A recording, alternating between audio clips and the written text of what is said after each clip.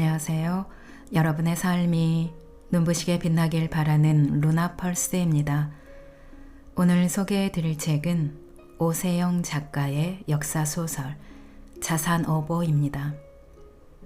이 책의 펴낸 곳은 문해춘추사입니다. 올 봄에 이준익 감독의 영화 자산어보가 흑백 영화로 상영이 됐었지요. 보신 분도 많이 계실 텐데요. 정말 감동적이었습니다. 영화도 정말 재미있지만 소설로 읽는 자산어보는 오세영 작가의 글맛에 푹 빠지게 만듭니다. 소설 자산어보는 1, 2권으로 되어 있는데요. 오늘은 1권 중에서 앞부분을 조금 읽어드리겠습니다. 정약전은 우리나라 최초의 물고기 사전인 자산어보와 표류기를 저술하고 서당인 복성제를 설립하여 학동들을 가르치면서 정약전이 그토록 바라던 실사구시와 애민사상을 직접 실천합니다. 소설 자산어보는 이러한 사실들을 소재로 19세기 초의 조선을 시대 배경으로 해서 이야기를 꾸민 역사소설로 어둠 속에서 희망의 빛을 찾는 이야기입니다. 자산이란 흑산을 말합니다. 정약전의 가족들이 편지에서 흑산이라는 이름이 컴컴하여 두려우니 자산이라 하였다고 하지요. 자 역시 검다는 말입니다.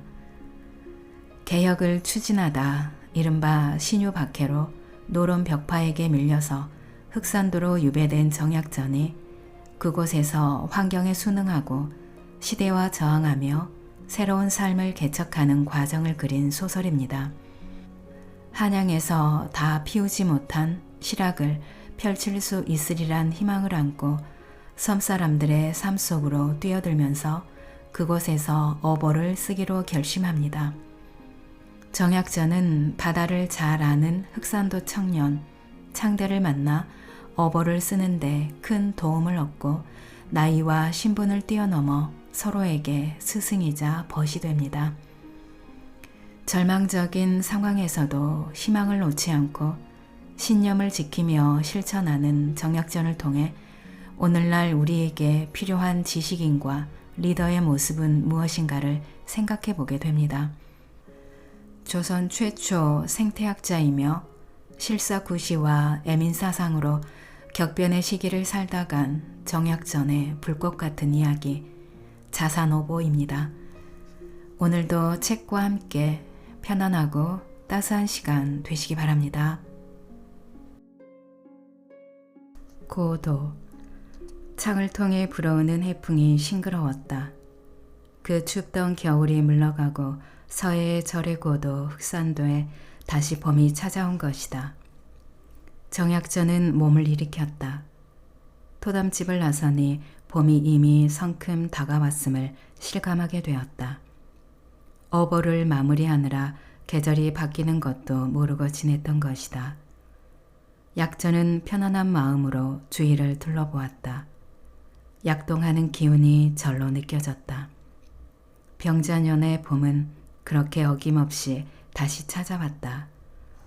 그러나 새봄을 맞는 약전의 얼굴은 화창한 봄날만큼이나 환하지 못했다. 벌써 14번째 맞는 섬의 봄인데 무트로 돌아갈 날은 여전히 기약할 수 없었다. 세월은 쉬지 않고 흘러 약전의 나이 애순을 바라보고 있었다. 아직도 유배가 풀렸음을 알리는 소식은 당도하지 않고 있었다. 정녕 다시는 고향 땅을 밟지 못하는 걸까? 약전의 입에서 한숨이 새어나왔다.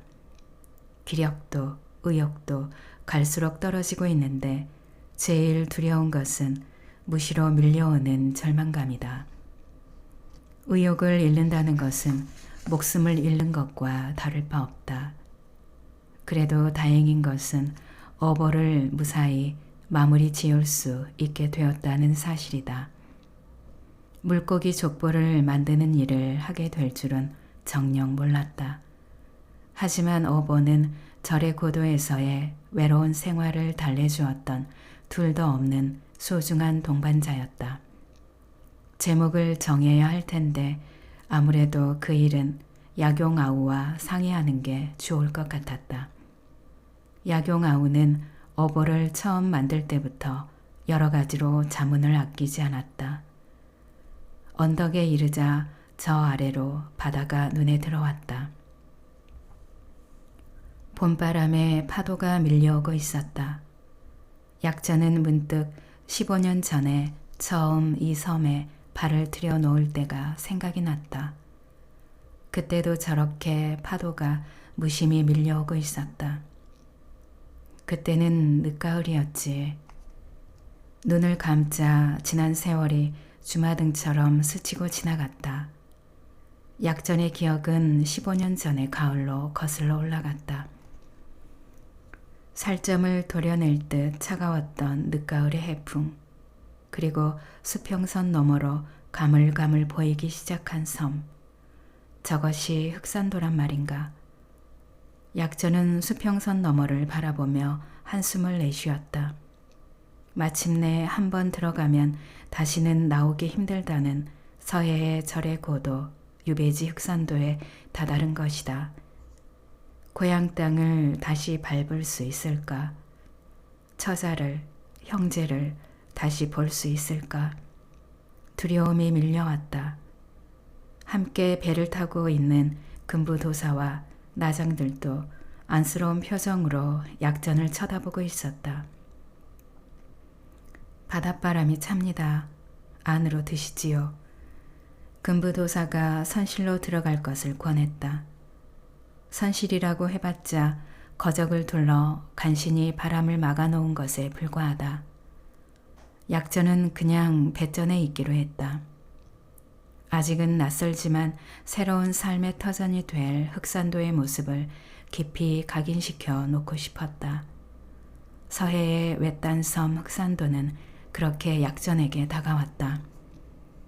불행은 경신년 6월에 선대왕께서 갑자기 세상을 떠나면서 시작됐다. 정순왕 대비가 왕실의 최고 어른으로 수렴청정을 하게 되었는데 선대왕과는 사이가 좋지 않았던 정순왕 대비는 조정을 노론 벽파에게 맡겼다. 그러면서 그동안 개혁을 주도했던 남이는 몰락의 길을 걷게 된 것이다. 이어서 천주교 탄압에 피바람이 몰아쳤다. 벽파는 천주교를 아비도 없고 임금도 없는 멸륜지교라고 몰아붙이며 신도들을 마구잡이로 잡아들였다. 잡혀간 신도들은 배교를 강요당했고 신앙을 굽히지 않은 신도들은 새남터로 끌려가서 목이 달아났다. 이른바 신유년의 대박해다. 신유박해는 남인들을 탄압하는데 더없이 좋은 구실이었다. 약전은 약종과 약용 두 형제와 함께 투옥되었다. 약종은 끝까지 신앙을 지키며 순교했고 앞으로는 천주학을 가까이 하지 않겠다고 서약을 한 약전과 약용은 간신히 방면이 되었지만 벽파는 두 사람을 그냥 두지 않았다. 약전과 약용 형제는 다시 의금부로 압송되었고 모진 고문 끝에 약전은 흑산도로 약용은 전라도 강진으로 유배되었다. 흑산도는 한 번 들어가면 살아서 돌아오기 힘들다는 서해의 절의 고도다. 내 나이 이제 43살. 살아서 다시 한양 땅을 밟을 수 있을까? 약전은 비통한 심정으로 한양을 떠났다. 그리고 나주에서 약용아우와 눈물로 작별을 구했다. 저게 흑산도란 말이지. 서로 믿고 의지하던 약용아우와 헤어진 후에 외로움과 두려움이 두 배로 늘어난 약전 앞에 마침내 절의 고도 흑산도가 모습을 드러낸 것이다. 내가 저 외딴 섬에서 무엇을 할 수 있단 말인가? 과연 살아서 다시 무틀 밟을 수 있을까? 약전은 점점 다가오는 흑산도를 바라보며 깊은 시름에 잠겼다. 약전은 천천히 눈을 떴다. 기뻤던 일, 슬펐던 일들이 주마등처럼 스치고 지나가면서 만감이 교차했는데 분명한 것은 결코 허송세월을 보내지 않았다는 자부심이었다. 표류기는 진작 마무리를 지었고 어버도 곧 끝을 보게 될 것이다. 그리고 서당은 날로 번성하고 있다. 무엇보다도 뿌듯한 것은 순박한 섬사람들과 함께 기뻐하고 슬퍼하며 그들의 삶에 동화되었다는 사실이다. 한양에서는 꿈도 꾸지 못했을 소중하고 보람있는 일들로 약전은 이것이야말로 진정한 실학의 정신이라고 믿고 있었다. 약전은 어버를 완성하는 대로 고독했지만 결코 외롭지 않았던, 두려웠지만 절대로 헛된 세월이 아니었던 외딴 섬에서의 삶을 글로 정리해야겠다는 생각이 문득 들었다. 그렇다면 섬 사람들의 이야기는 창대와의 만남부터 시작되어야 할 것이다. 그가 없었다면 어버를 위시해서 그간 섬에서 있었던 여러 일들이 무사히 마무리 짓지 못했을 것임을 약전은 잘 알고 있었다. 그게 언제였더라? 약전은 창대와의 첫 만남을 떠올리며 다시 토담길로 걸음을 돌렸다. 후박나무와 동백나무 그리고 그 너머로 소나무 숲이 울창했다. 무엇이 그리도 바쁜지 갈매기들이 가파른 해벽을 쉬지 않고 날아다녔는데 볼 때마다 생동감이 느껴지는 광경이었다. 승선내 토담집은 지대가 높은 곳이어서 뜰에 나서면 살아 숨쉬는 바다를 마음껏 감상할 수 있어 좋았다. 흑산도 사리, 서의 먼 외딴 섬 그곳에서 약전은 새로운 삶을 시작하게 되었다. 사리에 안치된 약전은 승선내 토담집에 머물기로 했다. 승선내는 30대 초반의 후덕한 안악인데 젊어서 남편을 바다에 빼앗긴 과부다. 약전은 승선내의 시중을 받으며 제법 넓은 토담집 사랑에 기거하게 되었다. 유배라고 하지만 거주지 밖으로 나가는 게 금지된 위리 안치는 아니기에 약전은 그런대로 섬 안을 자유롭게 돌아다닐 수 있었다. 유배에 처해진 죄인들은 월초와 보름에 한 번씩 관아에 출두해서 점거를 받아야 한다. 하지만 약전은 워낙 외딴 섬에 유배되었기에 가끔씩 흑산진에서 나장이 나와서 별점거를 실시할 뿐 정기적인 점거는 받지 않아도 되었다. 유배된 죄인들의 숙식은 원래는 해당 지방 관아에서 맞지만 제대로 돌봐주지 않는 경우가 비일비재했다. 그래서 유배된 사람들 중에는 구걸이나 동냥으로 연명하는 경우도 흔한데 그런 면에서 약전은 운이 좋은 편이었다. 나주 목사나 흑산진 별장 모두 야박한 사람들이 아니었고 섬 사람들의 인심도 후덕해서 지내는데 큰 불편은 없었다. 약전은 파도가 밀려오는 바다를 바라보며 숨을 크게 내쉬었다. 맑은 공기가 폐 깊숙이 들어가면서 기분이 상쾌했다. 이제부터 무엇을 할 것인가? 글밖에 모르는 선비가 이 외딴 섬에서 할 수 있는 일은 무엇일까? 거처가 마련되자 약전은 앞으로 어떻게 세월을 보내야 할 것인가를 고심하게 되었다. 토담집을 나선 약전은 바닷가로 천천히 걸음을 옮겼다. 그 사이에 익숙해진 걸까? 바닷바람이 그리 차갑게 느껴지지 않았다.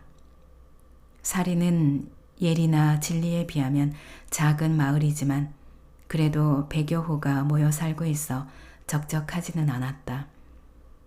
약전은 한가한 마음으로 주변을 둘러보았다. 섬마을의 한가한 풍경과 소박한 인정이 아직 유배의 참담함에서 벗어나지 못하고 있는 약전의 마음을 포근하게 감싸주고 있었다. 바닷가에 이르니 어민들이 허리를 굽히며 예를 표했다. 한양에서 병조 좌랑을 지내다 이곳으로 유배온 선비를 순박한 섬사람들은 조금 어렵게 대하고 있었다. 약전은 그들과 허물없이 지낼 생각인데 그렇게 되려면 아무래도 시간이 필요할 것이다. 서두르지 않고 지내다 보면 조금씩 거리가 사라질 것이다. 어한기 임에도 섬사람들은 부지런히 일손을 놀리고 있었다. 한편에서는 배 밑바닥에 들러붙은 조개 껍데기를 떼어내고 그 자리를 불로 그슬리고 있었고, 다른 쪽에서는 낚싯줄을 푹가 으깬물에 담가 물을 들이고 있었다. 낚싯줄이 물고기 눈에 잘 띄지 않으면서도 질기게 만들기 위해서는 낚싯줄에 간물을 먹이는 일을 게을리해서는 안 된다. 그 밖에도 그물을 손보는 사람, 돛을 물들이는 사람 등 모두들 바쁘게 움직이고 있었다. 제때 손을 보지 않으면 배가 썩게 되고 어구도 못 쓰게 된다. 약전은 그 모습을 보며 절로 삶의 생동감이 느껴졌다. 그럭저럭 섬에 발을 들인 지 한 달이 되었다. 그 사이에 익숙해진 것일까? 비릿한 해풍이 마냥 싫지만은 않았다. 나름 맑았고 바다는 잔잔했다. 약전은 예의를 표하는 섬사람들에게 일일이 미소로 답하며 해안가를 소요하듯 거닐었다. 파도는 끊임없이 밀려왔고 물새들은 부지런히 날아다녔다. 유배지가 흑산도로 정해졌음을 알았을 때 약전은 끝없는 나락 속으로 떨어지는 절망감을 맛보았다. 흑산도가 어디인가? 아무리 중한 죄인이라도 여간에서는 유배를 보내지 않는다는 서해의 절의 고도다. 약전은 죽으러 가는 심정으로 한양을 떠났다. 하지만 비통한 심정은 오래가지 않았다. 흑산도의 수려한 풍광과 소박한 인심이 큰 힘이 되면서 약전은 어렵지 않게 절망감과 공포감에서 벗어날 수 있었다. 그럼 이제부터 뭘 해야 하나? 호기심이 다하고 나면 무료함이 찾아올 것이고, 무료함은 초조함으로, 그리고 초조함은 다시 불안함으로 번질 것이다. 그러니 그 전에 마음을 붙일 수 있는 일거리를 찾아야 한다. 약전이 마땅한 일거리를 궁리하며 바닷가를 걷고 있는데 조그만 배가 닿더니 젊은이가 뛰어내렸다. 이 철에도 고기잡이를 나가는 사람이 있단 말인가. 약전이 호기심을 가지고 쳐다보는데 배에서 내린 젊은이가 양손에 어망을 들고서 바삐 걸어왔다. 젊은이는 제법 준수한 용모를 지니고 있었다. 젊은이는 약전을 알아보고 걸음을 멈추더니 고개를 숙였다. 잠깐만, 고기를 잡았느냐? 약전은 젊은이를 불러 세웠다. 숭어입니다. 이 철에는 잘 잡히지 않는 놈인데 웬일인지 줄줄이 낚싯줄을 물고 올라왔습니다. 청년이 어망을 들어 보였다. 10마리 정도 되어 보였는데 대여섯 자는 됨직한 놈이 어망 속에 요동을 치고 있었다. 이것이 숭어란 말인가? 실물은 처음이지만 이름은 익히 들어봤다. 고기살이 맛이 좋아서 비싸게 팔리는 물고기지요. 보통은 봄에 그물로 잡습니다만 가끔 이렇게 이 철에 낚시에 걸려서 올라오는 놈들도 있습니다. 잡기도 힘들고 몇 마리 건지기도 힘들지만 그래도 이렇게 낚시로 잡은 쪽이 맛은 훨씬 좋습니다. 이제 갓 20쯤 되었을까. 열심히 설명하고 있는 젊은이가 꽤나 영특해 보였다. 약전은 호기심이 발동했다. 처음 보는 숭어라는 물고기와 흔히 보는 섬사람과는 달리 준수한 용모의 젊은이 모두에게 그렇구나.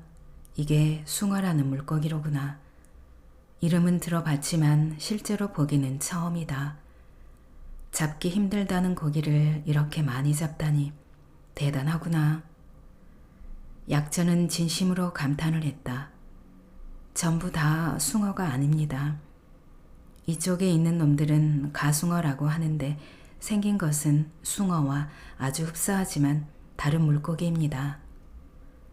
젊은이가 오른손에 들고 있는 어망 속의 물고기를 가리켰다.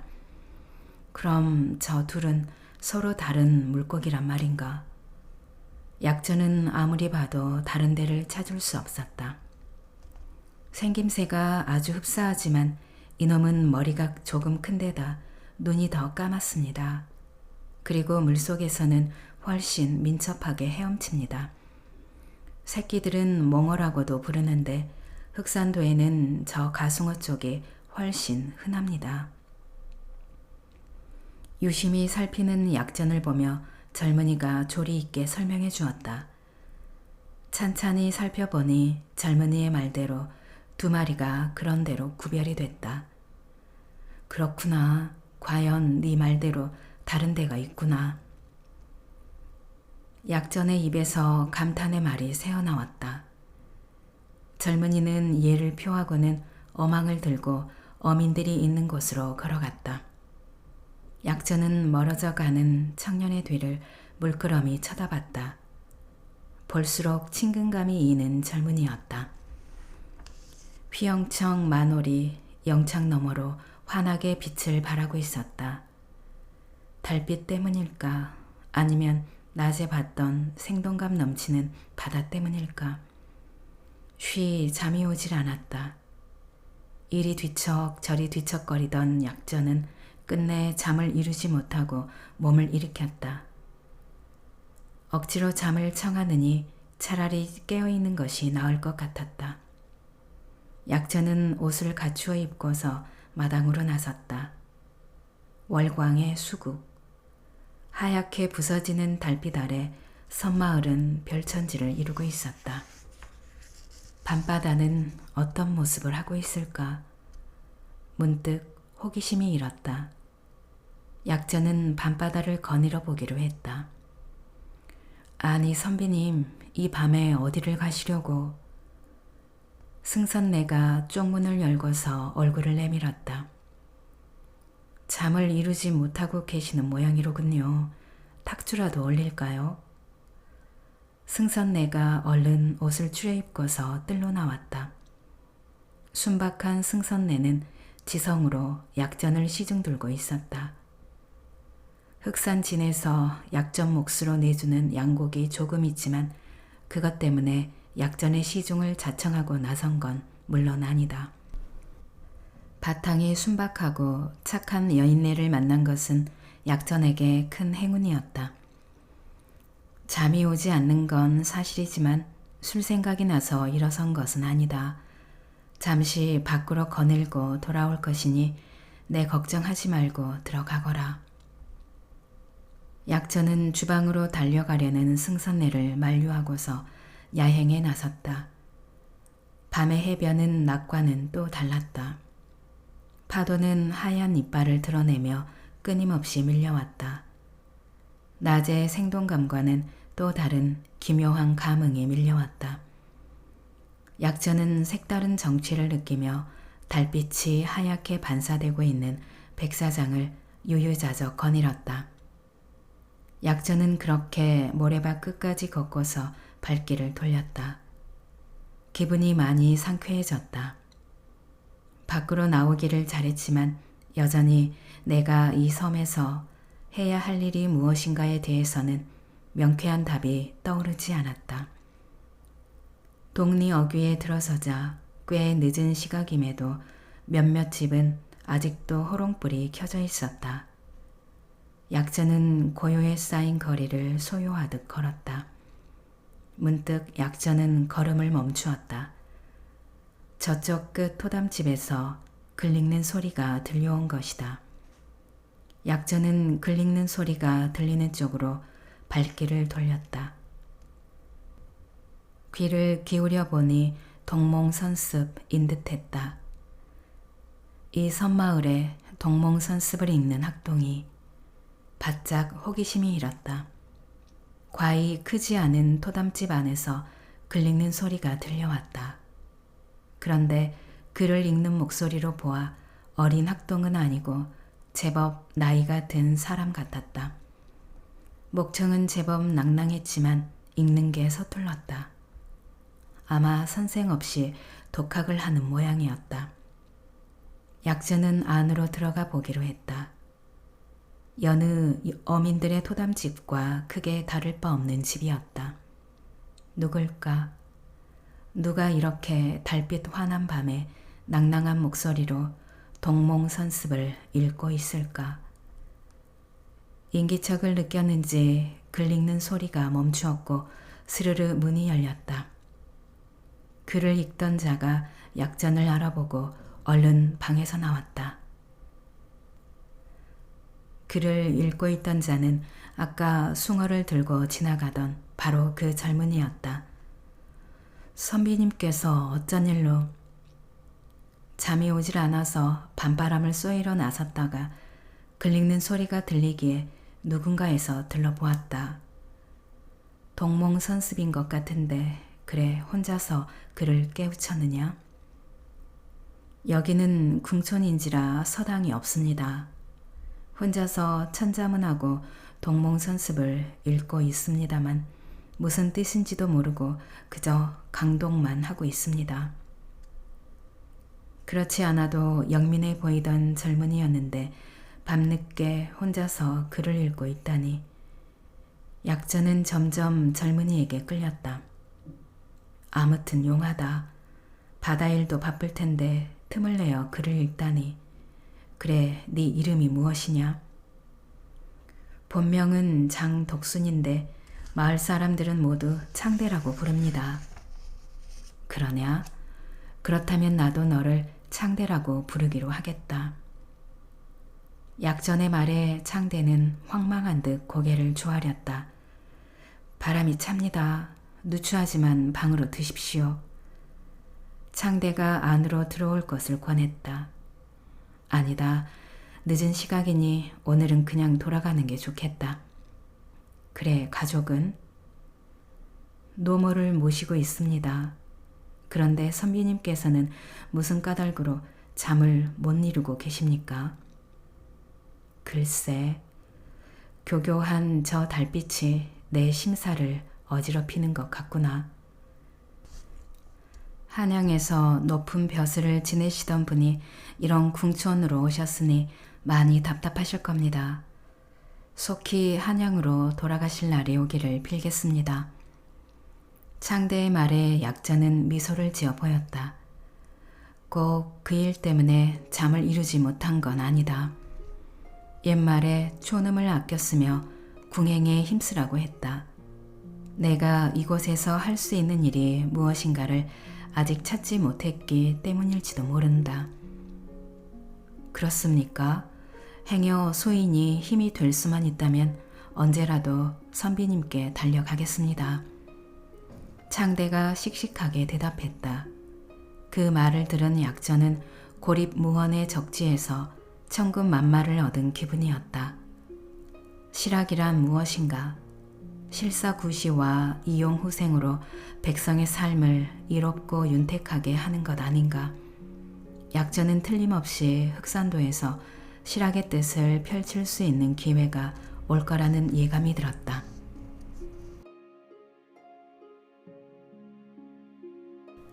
낭독은 여기까지입니다.